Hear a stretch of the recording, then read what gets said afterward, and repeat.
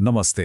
आज हामी एउटा यस्तो विषयमा कुरा गर्दैछौँ जहाँ नेपालको हजारौं वर्ष पुरानो कृषि परम्पराले एकदमै नयाँ आधुनिक प्रविधिलाई अँगालिरहेको छ। यो कथा हो ड्रोन फार्मिङको, जसले नेपाली खेतीपातीको भविष्यलाई नै एउटा नयाँ दिशा दिइरहेको छ। अब यो विषयको गहिराईमा पुग्नुभन्दा पहिले एउटा कुरा मनमा राखौँ है। नेपालमा कृषि भनेको पैसा कमाउने माध्यम मात्रै होइन, यो त हाम्रो संस्कृति हो, हाम्रो पहिचान हो र लाखौं मानिसको जीवन चल्ने आधार हो। भनौँ न, यो हाम्रो जग नै हो। तर समस्या के छ भने यही जग अहिले धेरै कारणले हल्लिरहेको छ। गाउँमा काम गर्ने मान्छे पाउनै गाह्रो छ, खेतीमा लाग्ने खर्च दिन प्रतिदिन बढ्दैछ, अनि पुरानै तरिकाले काम गर्दा पहिले जस्तो उब्जनी पनि हुन छोड्यो।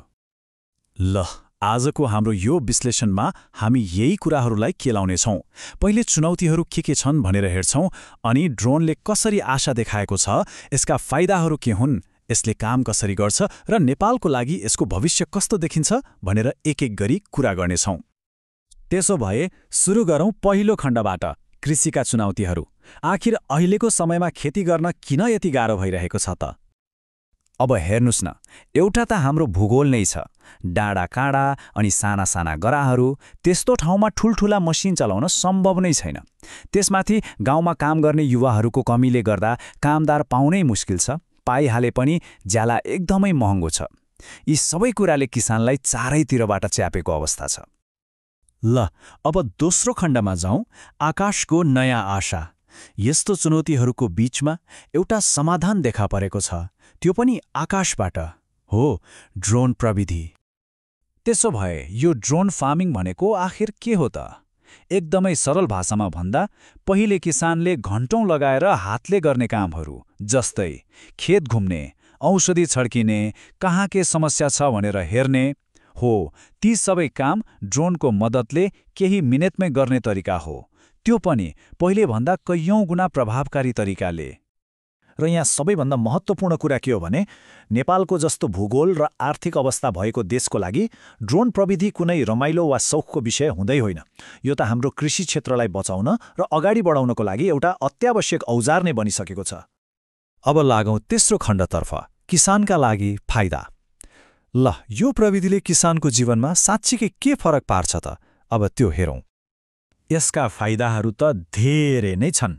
ड्रोनले चाहिने ठाउँमा चाहिने जति मात्रै मल र औषधि छर्किन्छ, जसले गर्दा फजुल खर्च घट्यो। किसान आफैले विषालु औषधिको सम्पर्कमा आउनै परेन, स्वास्थ्य जोगियो, अनि सबैभन्दा ठूलो कुरा, समय र मेहनतको त कति बचत भयो।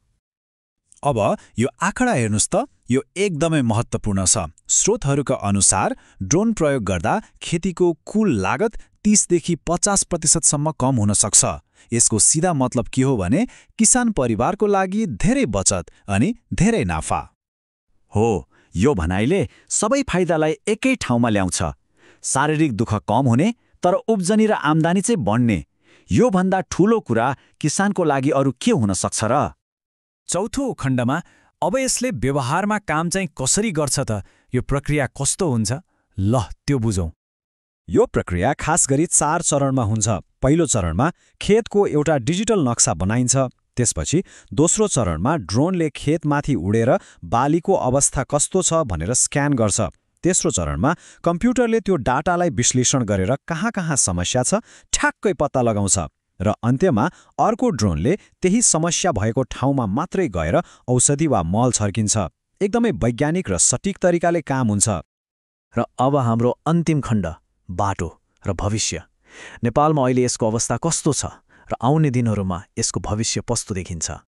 राम्रो कुरा के छ भने, अवस्था निकै आशा लाग्दो छ। युवाहरूले नयाँ कम्पनीहरू खोलेर यो सेवा गाउँ-गाउँसम्म पुर्याउँदैछन्। सरकारले पनि यसलाई सहयोग गर्न पाइलट कार्यक्रमहरू चलाइरहेको छ। तर पक्कै पनि चुनौतीहरू पनि छन्, जस्तै ड्रोन उडाउने सरकारी नियम कानुन अलि झन्झटिलो छ, दक्ष पाइलटको कमी छ, अनि सुरुमा ड्रोन किन्न अलि महँगो पनि पर्छ। यी समस्याहरूलाई पनि समाधान गर्दै जानुपर्छ। तर एउटा कुरा पक्का छ, भविष्य सुरु भइसक्यो। र यो ड्रोनको मात्र कुरा होइन है, यो त डेटा, आर्टिफिशियल इन्टेलिजेन्स अर्थात् एआई र तथ्याङ्कमा आधारित स्मार्ट खेतीको सुरुवात हो। यसले नेपाली कृषिलाई पुरै बदल्ने क्षमता राख्छ। त्यसो भए सोच्नुपर्ने प्रश्न के हो भने यो प्रविधिले हाम्रो कृषि उत्पादन, किसानको जीवन र देशको खाद्य सुरक्षामा कस्तो दीर्घकालीन असर पार्ला? र अन्त्यमा यो भनाइले सबै कुराको सार बताउँछ। ड्रोन फार्मिङले नेपाली किसानलाई एउटा आधुनिक औजार मात्रै दिएको छैन, एउटा नयाँ आत्मविश्वास दिएको छ कि दुनियाँ बदल्नेदा, खेती गर्ने तरिका बदल्नेदा अब नेपाल पनि पछाडि पर्दैन, सँगसँगै अघि बढ्छ।